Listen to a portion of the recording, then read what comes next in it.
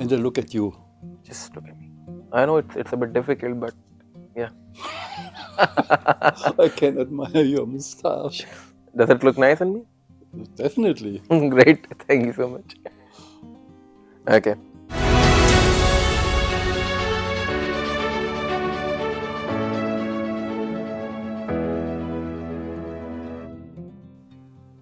Hello and welcome viewers. This is MSTV and the show is Rubaroo.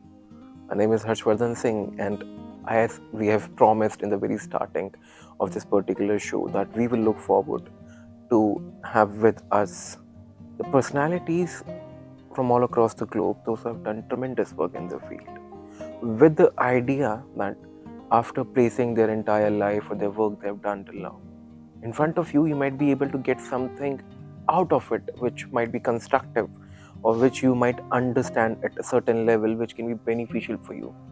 So today we have with us Dr. Ulrich Berk with me, Ph.D. in Philosophy of Sciences and the President of German Association of Homotherapy. It is a very sort of a new concept for me as well, but at the same time it's not that new because it was existing since I guess 2000 years, 5000 years it was there.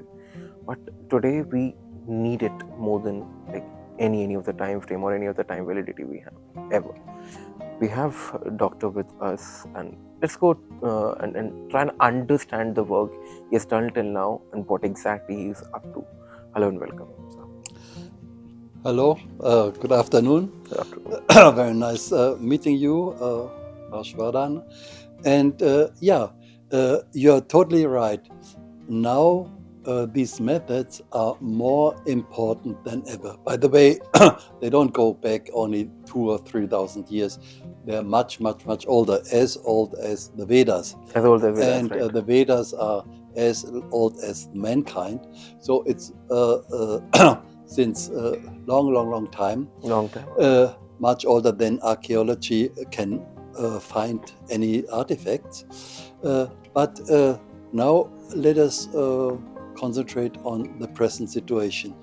At that time, these methods were used to just keep the harmony of the planet. And for that, these fire techniques were used. Now, the harmony of the planet is totally out of order. Okay. Totally out of order. And when I started to perform Agnihottra and also to teach Agnihottra, it was not so clear.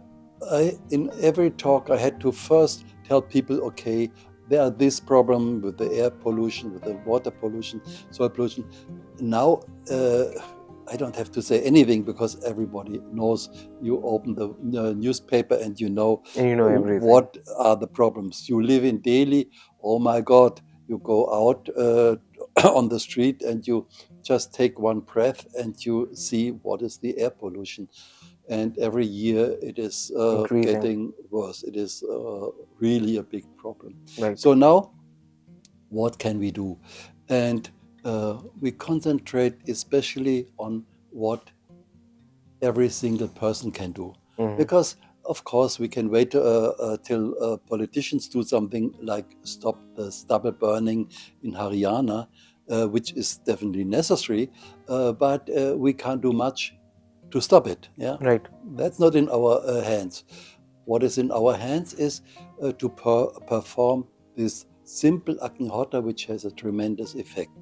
Okay. So, if you agree, I would just start with explaining what this Agnihottra is. Please go ahead. Okay, this Agnihottra is pyramid fire, and it is performed. Here we are talking about अग्निहोत्र, जिसे आम भाषा में यज्ञ भी कहते हैं, कहीं यज्ञ भी कहा जाता है उसको, यज्ञ जो आमतौर पर करते हैं, और that's what we are talking about. So Agnihottra is performed in this small copper pyramid. It's a kunda, what you can say. And important is it should has to be exactly this size, this shape, and it has to be from copper, pure copper. And then what we burn is very simple. only three things. One is dried cow dung. Okay. In India, everybody knows about cow dung, but make sure it is pure, because that's the problem in India. Most farmers have buffaloes also, so the dung is mixed. It has to be pure cow dung. And the same thing about ghee.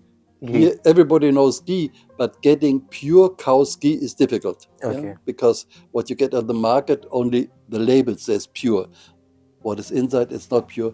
And then we need a little bit, few grains of rice. That is just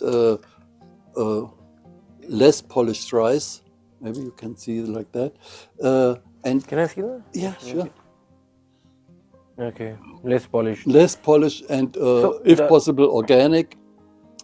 Does it have any sort of this limitations of using any particular form of rice, like? No, it can be round, can be long. That it doesn't matter. And like it can be brown rice as well. Can be brown rice also. Sure. Okay. Sure. If organic, it's good. And only unbroken pieces, akshat. You call it akshat. Oh yeah. So only unbroken pieces, because they still have the life energy. Okay. So these are the things. And then we perform Agnihotra at the time of sunrise and sunset. Okay. That's we have developed an app on for the phone. Okay. Which gives you the exact time of sunrise, sunset, exact to the second for each and every place. Okay. So now we are here in Noida. Okay. Right. So with a few clicks, I get the exact sunrise, sunset time for this place, Noida Marwah Studios. Okay. If I come from Delhi, it will be a totally different time, maybe half a minute difference. So it has to be exact time. Even a second might affect this. Yeah, okay. I mean, 1 second more or less. Hardly maybe, matters? That hardly matters, 1 second difference? I would say that is within the range, because, you start the mantra, that is. But, Okay. but 10 seconds, yeah, we do it as exact as possible. Okay. Yeah? And then the question is, why this exact time? And in this ancient knowledge, it is said, exactly at the time of sunrise, a flood of energies comes all the way from the sun to the place on the earth where the sun appears to rise. Okay. They say it appears to rise because they knew it's not really rising and setting. The sun it stays there, just appearing. And this flood of energies has a subtle music in it. And the quintessential sound of that music is the morning Agnihotra mantras, which we utter at that time. Therefore, we have kind of resonance effect. Okay. And that explains why we have to be exact with the timing. And also explains why we utter these mantras. Some people in the West especially ask me, okay, can I sing the mantras also? Can I sing the translation in German or in English or whatever?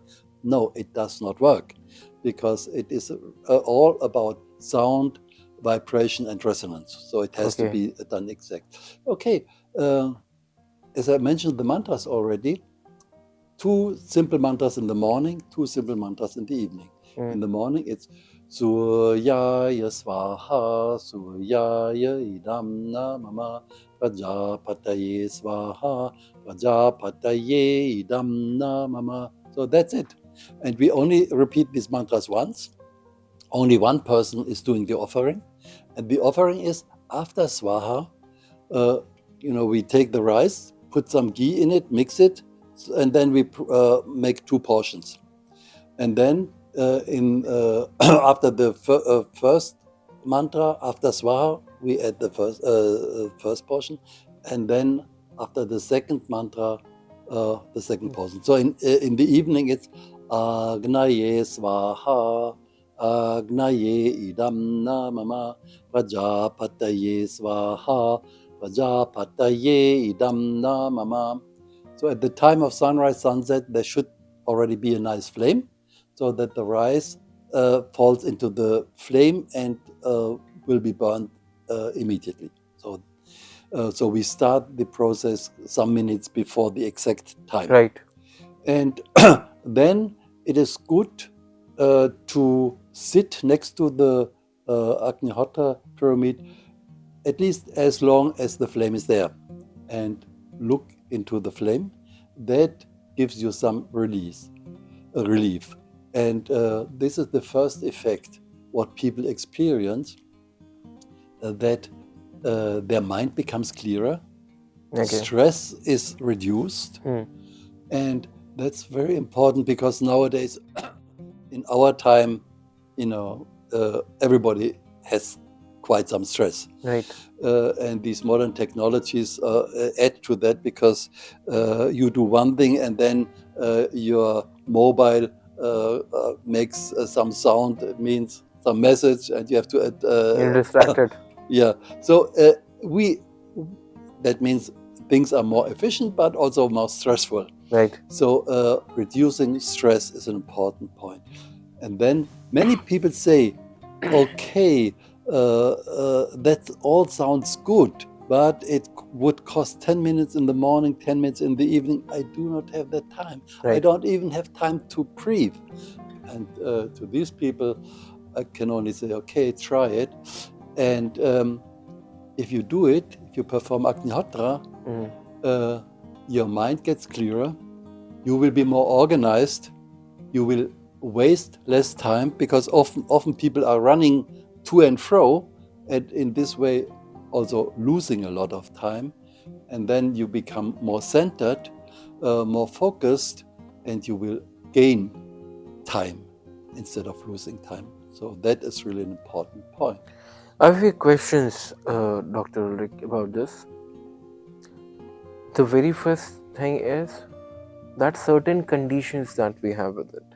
First one, we need a copper, this vessel that we call this an Yaj Kund. We call it Yaj Kund.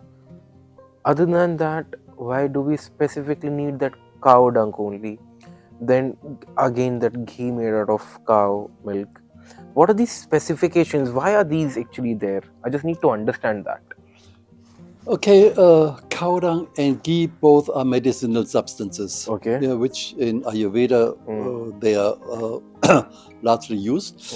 And then, of course, if you approach the method with a scientific mind, you can ask, okay, why cow dung? Why can't we use buffalo dung? Exactly, that's what the question. Why cow's ghee? Why not butter? Yeah. So there were studies which replaced cow dung with buffalo dung, cow's ghee with buffalo ghee, copper pyramid with pyramid some other metal, and some other shape. And then the resulting ashes were used for germination of seeds. Okay. And you compared the shoot length, root length, and dry weight, and so on. And then you clearly saw, only when you perform it exactly with cow dung, cow's ghee, exactly this pyramid, rice, only then you get the optimum effect. So that explains why. Okay. It is a scientific process. Of course, modern science is still examining the whole thing, but we are on a good way. And my main focus is to coordinate research on that subject. This is why I go to many conferences, and now I come from a conference in Pantnagar at the Agricultural University, the largest agricultural university, Pantnagar, right. And also the oldest here in India. And to give a talk, and many scientists were there, and many also were interested in, also in Pantnagar now, some small research project starts where they perform Agnihotra regularly and see the effects. Already they have seen some effects. Now we have discussed some more such projects. So science is now evaluating, and also trying to understand more. And you mentioned before the energy field of Agnihotra. Right. That is a very interesting topic, because I want to know more about it. We have seen, that was one of the first observations, besides what people personally felt. We have seen that if you add Agnihotra ash to water, water gets purified. For example, coliform bacteria go down. Yeah? Okay, fecal coliform. Fecal Yes, coliform, yes. okay. And so that was an interesting result. So we said, okay, what if we do not add Agnihotra ash, You just keep it next to it. but keep it next to Agnihotra, and then also water got purified. We thought, okay, that may be because of the fumes of Agnihotra. Then we thought, okay, what if we exclude the fumes? So we put a cap on the bottle, and still water got purified. So that made the thing interesting, because it means there must be some energy field which leads to the purification. Okay. And one objection could be, okay, the heat of Agnihotra, but we kept the water bottle some meters away, so the heat is no longer. Any specific material that you used, the bottle? Glass bottles. Glass bottles. Glass bottles, yes. Okay. And what are the parameters, actually, we were checking the water on, the purify this, like how pure the water is? We checked COD, BOD, total hardness, turbidity, and coliform bacteria. Coliform bacteria. Yeah. And what are the changes? I don't know the figures exactly, but with coliform bacteria, we had a reduction of, say, 70%. 70% of reduction just by keeping it next. Just by keeping it there, and then we went one step further. We kept half of these bottles in metal containers, which act as Faraday cage. Faraday cage means that no electromagnetic waves go through. Okay. And then we compared what is the reduction, for example, now with coliform bacteria, in the bottles which were just sitting next to Agnihotra, and what was the reduction in bottles which were in a Faraday cage next to Agnihotra. And then we were ourselves very much surprised. There was practically no difference. We repeated this experiment 3 times, even in 2 different institutes, and it was always the same result. So that means that the energy field of Agnihotra must go beyond the electromagnetic range. Electromagnetic energy, of course, is there because there's light, there's some heat, so these things are there. But it must be something more. That makes it very interesting. Now, of course, that's a challenge for physicists, because we can clearly show there is an effect which goes beyond the electromagnetic range. Now they have to find out what kind of energy is that. In Vedic science, one would say, okay, some kind of prana energy. But in modern science, that is not yet accepted because they can't measure. So they have to develop their methods also of measuring more subtle energies. But that's a normal process in science. Science do have their limitations. Scientists do have their limitations because science works on some facts and figures and like theories. And until and unless something is being introduced or being actually kept or like placed in a particular section where it can be measured, it doesn't mean that that the particular thing doesn't exist. Yeah, like, exactly. There was electricity before we could measure electricity. Yes, exactly. Magnetism, when people first saw some effects of magnetism, they thought that is a miracle or some work of the devil. Until you can measure, then it's accepted. And but the forces or the energies are there, of course, before. And the same with these more subtle energies.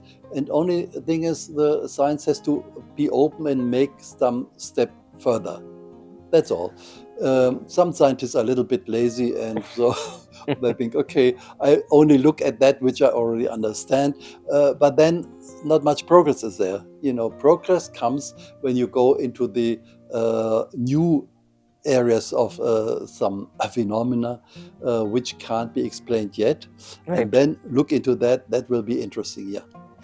Doctor, the next thing I want to actually understand, how can we maximize the effect of Agnihotra? Let's say, as you have mentioned, the specification that one person needs to do that offering.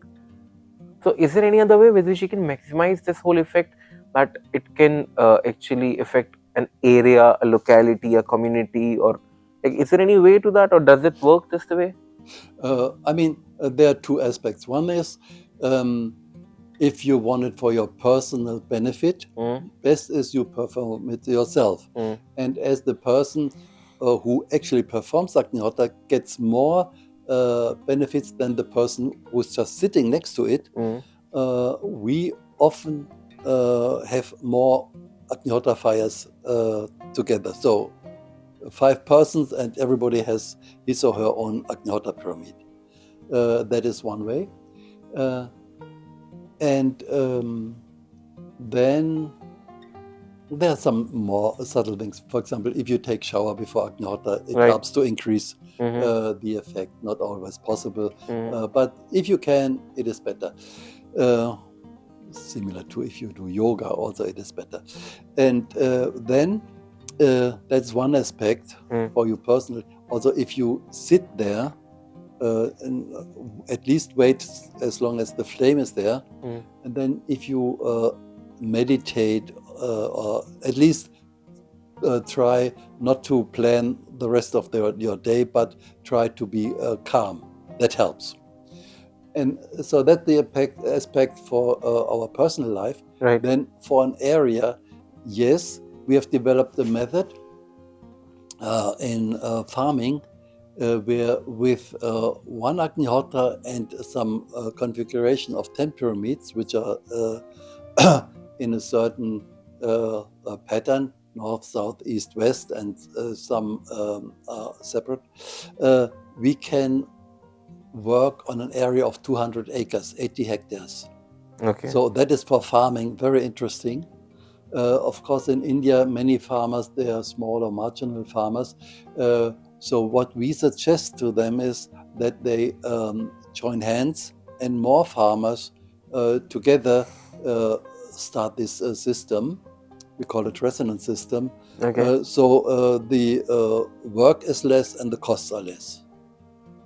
And it can actually work for a really extensive land of, like a portion of land, if we talk about this farming perspective. Doing that particular thing by keeping it at a distance, particular distance, pre-decided distance. It works, as I said, up to 200 acres. 200 acres. 200 acres. And the first time we experienced that was in South America, in Peru. They had banana plantations, and there was a new disease, black cicotoca. It's a fungus disease. And they didn't know what to do because no chemicals helped, nothing helped. And the farmers already wanted to give up the plantation and just cut the plants down. And then one of our friends said, okay, let us try one thing. For the last thing, I can, yes. Yeah, I can understand. as the last resort. So they performed Agnihotra, and they had this configuration of 10 pyramids. And within weeks, new shoots came. And then at the end of the season, they had quite normal yield of the plantation. So that was really astonishing. It was really astonishing. And then more people started, other farmers saw that, they started. And later on, same thing was done here in India also, especially with mangoes. And, these farmers, I was in one farm, it is near Unnao, between Lucknow and Kanpur in UP. And, on that farm, he had wonderful results, very tasty mangoes, very good yield as compared to the neighbors. And then we saw on the other farms, they had mango hoppers and all kinds of pests. On this farm, you had to go there with a magnifying glass in order to find one of these insects. They were just, and they didn't do anything. They just performed Agnihotra and some additional Homa fire. So that was really a great result. And then more farmers came and wanted to do it. It created a ripple effect after that. Yes. Doctor, the next thing I need to understand is Homa therapy. What's this? Like, is it just Agnihotra or is more than that? No, Agnihotra is the basic thing. Right. And always we say, first you perform Agnihotra regularly. And that is like if you construct the house, first you build the foundation.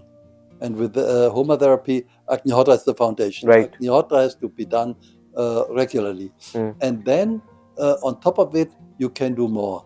There is one other fire, but it's done in the same pyramid. Okay. It's called Ramakam fire. The Ramakam mantra everybody knows here. And it is Om Tramakaya Jamahe and so weiter and so on. And at the end, you say Swaha and add 1 drop of ghee to the fire. The thing which you said, because that's exactly what we used to ask that Uncle Ji, as I've told you. We asked the same thing. That, do we need to understand the meaning of it? And he always said, no, you don't need to know the meaning of it as of now.